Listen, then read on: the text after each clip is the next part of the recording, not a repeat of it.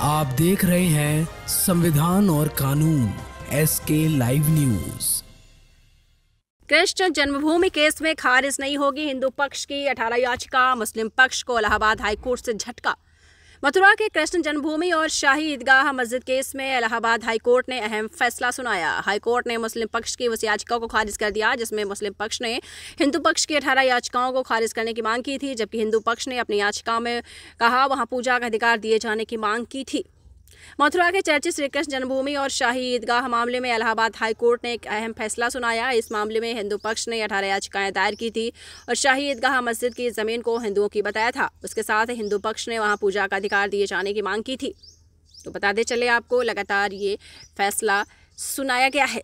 जी हाँ, हिंदू पक्ष की याचिका के बाद मुस्लिम पक्ष ने places of worship act, Waqf act, limitation act और स्पेसिफिक पोजीशन रिलीफ एक्ट का हवाला देते हुए हिंदू पक्ष की याचिकाओं को खारिज करने की मांग की थी, लेकिन इलाहाबाद हाईकोर्ट ने मुस्लिम पक्ष की याचिका को खारिज कर दिया। यानी अब हिंदू पक्ष की 18 याचिकाओं पर इलाहाबाद हाईकोर्ट में एक साथ सुनवाई होगी।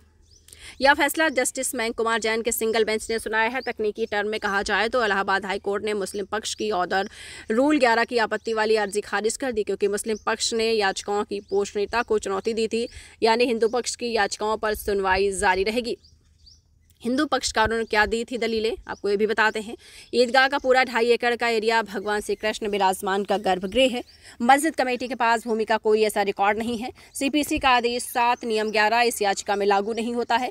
मंदिर तोड़कर मस्जिद का अवैध निर्माण किया गया है। जमीन का स्वामित्व कटरा किशोदेव का है। बिना स्वामित्व अधिकार के वक्फ बोर्ड ने बिना किसी वैध प्रक्रिया के इस भूमि को वक्फ संपत्ति घोषित कर दिया है। अब आपको भी बता दें कि मुस्लिम पक्षकारों ने याचिका खारिज की। मुस्लिम पक्षकारों ने कोर्ट में दलील दी थी कि जमीन पर दोनों पक्षों के बीच 1968 में समझौता हुआ। 60 साल बाद समझौते को गलत बताना ठीक नहीं, लिहाजा मुकदमा चलने योग्य ही है।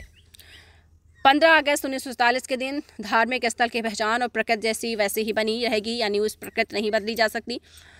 इस विवाद की सुनवाई वक्फ ट्रिब्यूनल में हो या सिविल कोर्ट में सुना जाने वाला मामला है। तो आपको बता दें, ये दोनों पक्ष का मैंने बता दिया। तो कृष्ण जन्मभूमि में केस पक्ष में खारिज नहीं होगी हिंदू पक्ष की 18 याचिका, ऐसा आया है।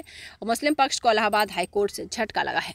खबरों के लेटेस्ट अपडेट के लिए इसी तरह हमारे साथ जुड़े रहें और इस वीडियो को ज्यादा से ज्यादा शेयर करें।